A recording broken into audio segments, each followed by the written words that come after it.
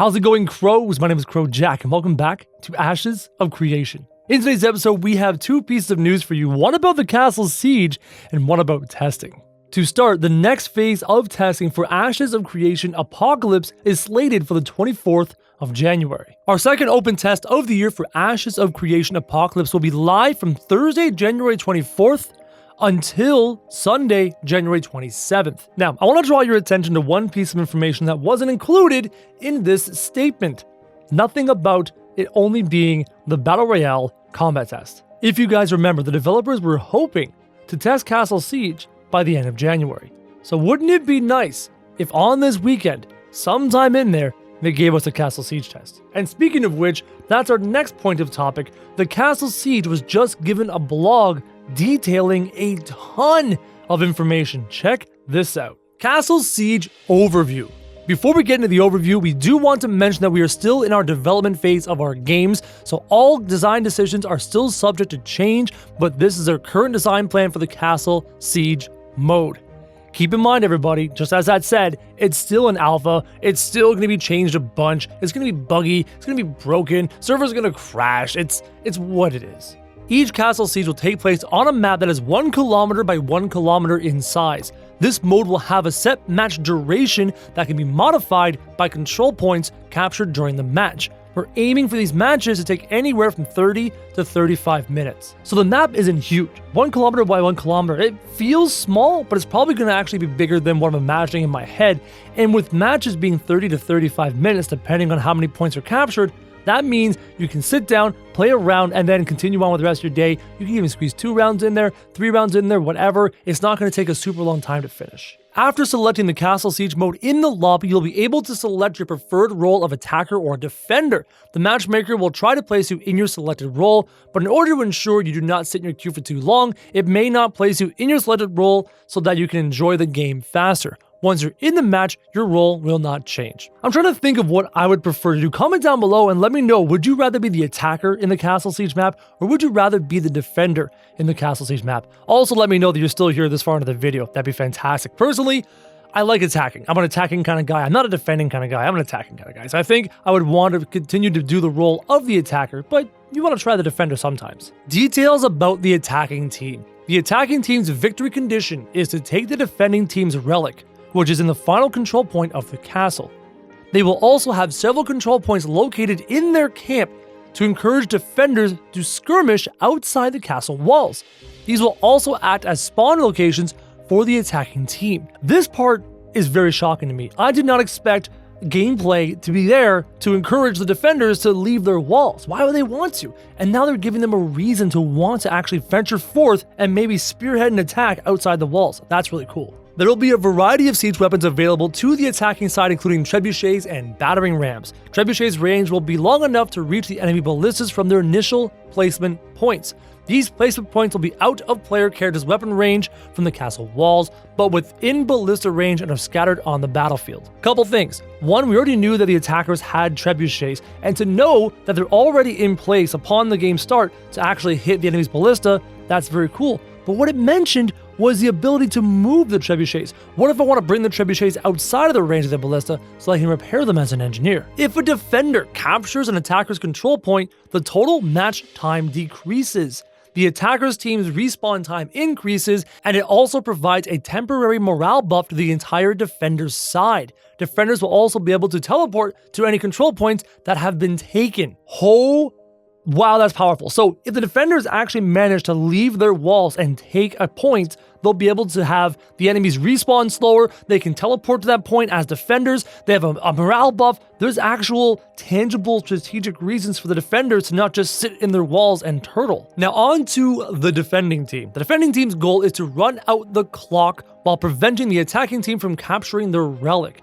They will spawn in and around the reliquary room. These will be control points that are owned by them at the start of the match. So this ties back to that last point. Part of the reason you want to leave your wall as a defender and capture an attacking point is to decrease the amount of time required to reach your win condition. That's your win condition. Defend until time runs out. There will be a variety of siege weapons available to them, including ballistas and traps. Ballistas will have fixed positions on the castle towers. Traps will be placeable items that the defending team can use to damage and crowd control. control their enemies. Note that these items are destructible by the attacking team. So the ballistas I expected, right? Ballistas on the battlement, sitting on the tower, firing down an enemy team. I expected that. What I did not expect was traps. But if you think about that from a medieval standpoint, it makes sense. There's lots of traps in medieval castles, but the one part, crowd controlling traps, that's fascinating.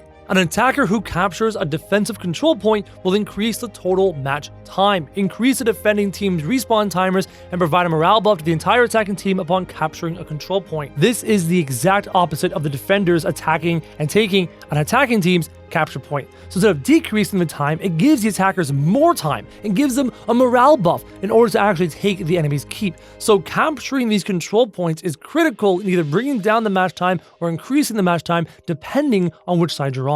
Speaking about capture points, in order to capture a control point, players will interact with the control point to channel the capture. Only one player needs to do this, and the amount of channel time required to capture will increase with the value of the control point. For example, if the control point is closer to the relic for the attacking team, it will take longer. I was actually kind of curious how they're going to do it. So one person on the attacking or defending team has to channel the quote-unquote capture time thing. I call it a thing. That's all I can call it right now, the capture time timer.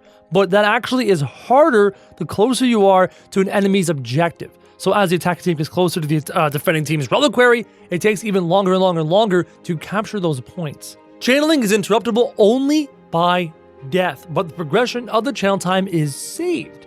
The total channel time will be split into checkpoints. For example, if you channel for 43 seconds of a total required 90 seconds and die, perhaps 30 seconds of the channel time is saved for X amount of time. So you have to kill the channeling person to stop the channeling, and there's checkpoints in that. Very much like Overwatch when you're doing capture point, Overwatch has 3 checkpoints to capture a capture point. Maybe these castle or these defending teams' control points will have 2, 3, or 4, maybe split into quarters, in order to have checkpoints to save you time. And just in case you can't do it in one shot, maybe you can do it in 2 or 3 attempts. Here we go, some meat and potatoes class kits. After queuing up for the Castle Siege mode, upon entering the match, you'll be brought to a Siege class selection page, where you will be able to see how many of each class has been selected for your side before you make your choice in real time.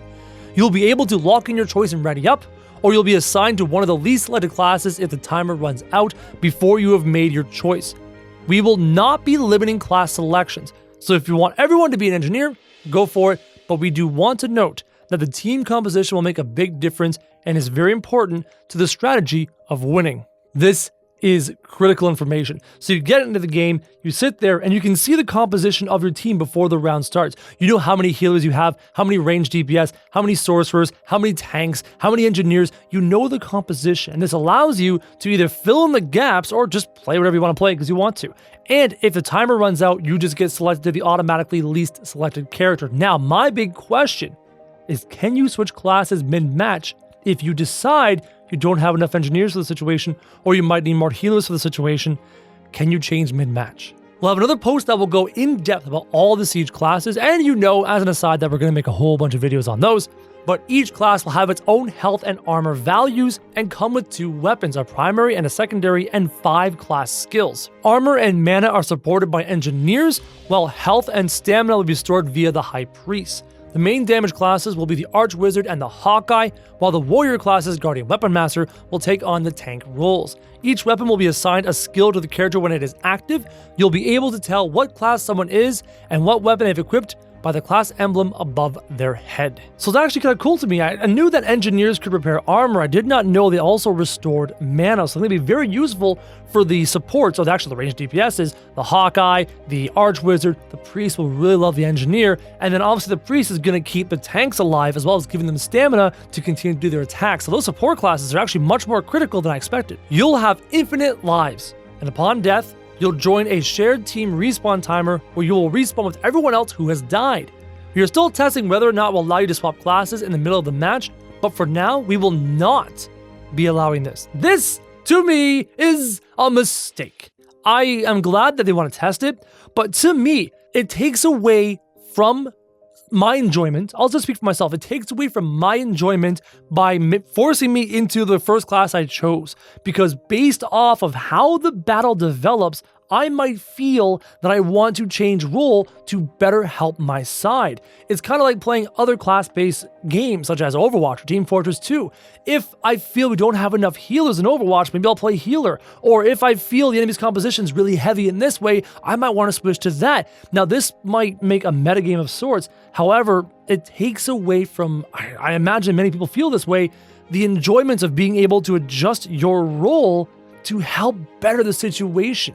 What if there's not enough healers? What if there's not enough engineers? What if, great example, what if your trebuchets are taking a beating and your engineers are just not up to snuff? You can switch off a tank and go help the engineers for a bit after you die.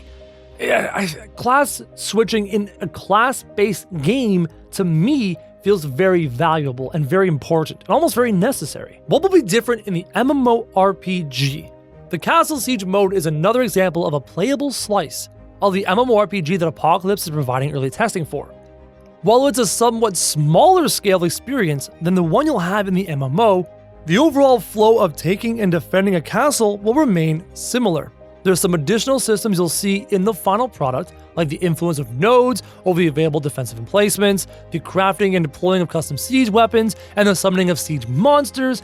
These are all things that will be adding on top of this mode upon the release of Ashes of Creation. This Castle Siege game, it is its own little side game. It's a testing ground, but it's also its own little side game, is designed as a side game with pieces of it that are going to apply to the MMORPG. An example, you're going to have healing classes and ranged spellcasters and ranged arrow guys and melee classes, and those kinds of things can be kind of used in the MMORPG. The thought of taking capture points in a castle and ultimately, taking the castle, that is also part of the MMORPG. However, some things for this are designed specifically with this game mode in mind. For example, the engineering class is designed specifically with this game mode in mind. So while you're playing this game mode and you're enjoying it, remember, parts of it is useful for the MMO, but not all of it. That is everything I have for you today. Thank you very much for watching. I hope you enjoyed this video. I hope you enjoyed this update. I will give you further updates when we have specific class information. I'll go over all the roles in a bunch of videos. So I hope you guys enjoyed it. And as always, thank you very much for watching.